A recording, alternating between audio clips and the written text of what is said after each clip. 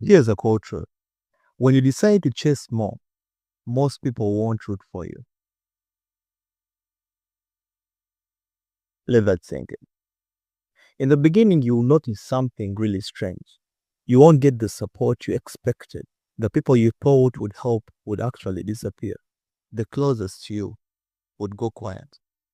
Why? Well, because your failure, your stagnation, your failure to achieve your goals will do nothing but help them validate the risks they aren't willing to take. Your efforts makes them question their excuses. Your progress threatens their comfort.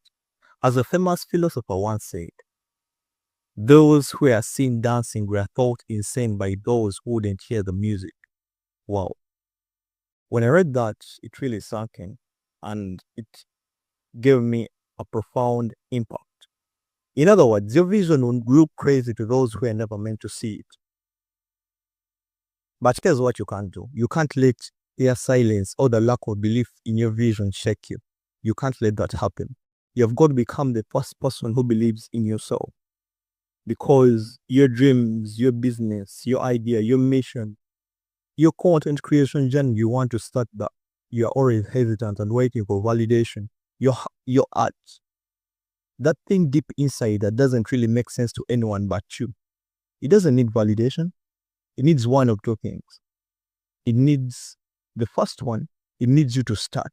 And the second, it needs you to be consistent. The moment you start, you have to be consistent. If they don't get it right now, that is completely fine. And that's a sign you're building something real, something profound. Because if you have to follow the trends in history, most of the things that were exceptional didn't really make sense at the start. They didn't make sense to anyone. And one day, these very people who never showed up for you, the people who really didn't give you the support you wanted, they'll claim they saw it coming, but you will know the truth. Because these people, they weren't there on the nights you doubted everything.